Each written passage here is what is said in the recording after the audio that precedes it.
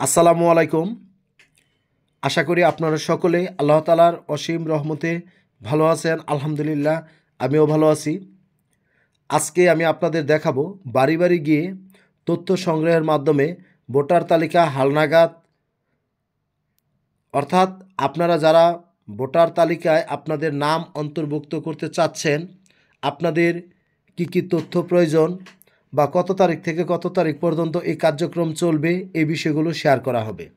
প্রথমত আপনারা দেখতে পাচ্ছেন 20-1-2025 হতে 3-2-2025 খ্রিস্টাব্দ পর্যন্ত এই কার্যক্রম চলবে।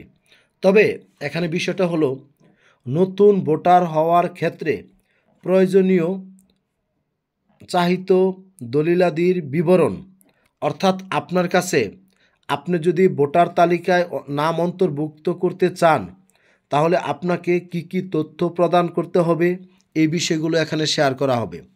প্রথমত 17 ডিজিটের অনলাইন ডিজিটাল জন্ম নিবন্ধন সনদ, অর্থাৎ আমাদের যে 17 ডিজিটের অনলাইন জন্ম নিবন্ধন রয়েছে ডিজিটাল, সেটা আপনার ডিজিটাল জন্ম নিবন্ধন হতে হবে। নাম্বার 2, পিতামাতা, ভাই বোন, চাচা, ফুফুর জাতীয় পরিচয়পত্রের কপি, অর্থাৎ এখানে বিষয়টা এরকমভাবে আসবে যে আপনার পিতামাতা, ভাই বোন, চাচা বা ফুফুর জাতীয় পরিচয়পত্রের কপি আপনাকে সরবরাহ করতে হবে। বিবাহিত হলে নিকাহনামার কপি, স্বামী স্ত্রীর জাতীয় পরিচয়পত্রের কপি, সিটি কর্পোরেশনের, এখন ধরেন বিবাহিত যদি ছেলে হয় তাহলে তার স্ত্রীর জাতীয় পরিচয়পত্রের কপি দিতে হবে, আর যদি মেয়ে হয় তাহলে তার স্বামীর জাতীয় পরিচয়পত্রের ফটোকপি দিতে হবে। সিটি কর্পোরেশনের কাউন্সিলর কর্তৃক প্রদত্ত নাগরিক সনদ ও ছবিযুক্ত প্রত্যয়নপত্র, অর্থাৎ আমরা যদি সিটি কর্পোরেশনের কাউন্সিলর অথবা ইউনিয়ন পরিষদের আমাদের যে নাগরিক সনদ, সেটা সরবরাহ করতে হবে। 5 নম্বরে যে অপশনটি আমরা দেখতে পাচ্ছি, পিএসসি বা সমাপনী, আমরা যে সমস্ত শিক্ষার্থীরা ভোটার তালিকায় অন্তর্ভুক্ত হবে তাদের পিএসসি বা সমাপনী অথবা জিএসসি বা এসএসসি বা সমমানের পরীক্ষার সনদের কপি, অর্থাৎ আমাদের এই নাম বা বয়স এগুলো সঠিকভাবে নির্ধারণ করার জন্য আমাদের একাডেমিক যে সার্টিফিকেট রয়েছে সেটা আমাদেরকে সরবরাহ করতে হবে যদি থাকে।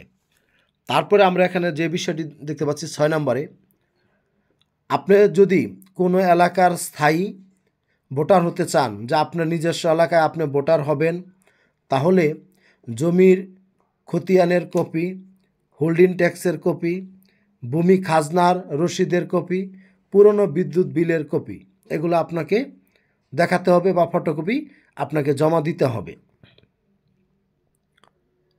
অস্থায়ীদের ক্ষেত্রে আপনি আপনার বাড়ি এক ডিস্ট্রিক্টে, কিন্তু আপনি অন্য ডিস্ট্রিক্টে অস্থায়ী ভোটার আপনি হতে চাচ্ছেন, সেই ক্ষেত্রে আপনার সেখানে বাড়ি ভাড়ার রসিদ দিতে হবে, ভাড়ার চুক্তিপত্র অথবা বাড়িওয়ালার ফোন নাম্বার সহ এনআইডি কার্ডের কপি।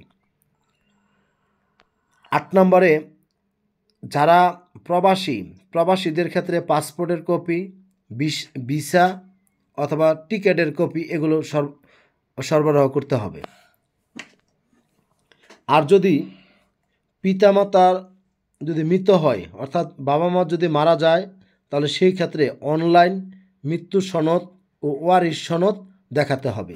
তার মানে এই তথ্যগুলো আগে প্রয়োজন হতো না, এখন নতুন ভোটার হওয়ার জন্য আমাদের এই তথ্যগুলো আমাদেরকে সংগ্রহ করতে হবে, অন্যথায় আমরা ভোটার তালিকায় নাম অন্তর্ভুক্ত করতে পারবো না। বিষয়টি অতি জরুরি। যে সমস্ত শিক্ষার্থী বা আপনারা যারা এখনও বা প্রবাসী ভাই বোনেরা যারা ভোটার তালিকায় নাম অন্তর্ভুক্ত করতে চান, তাহলে আপনারা জানুয়ারি মাসের 20 তারিখ থেকে অর্থাৎ ফেব্রুয়ারি মাসের 3 তারিখের মধ্যে আপনাদের এই তথ্যগুলো দিয়ে আপনারা ভোটার তালিকায় নাম অন্তর্ভুক্ত করবেন। ধন্যবাদ সবাইকে, ভালো থাকবেন। আসসালামু আলাইকুম।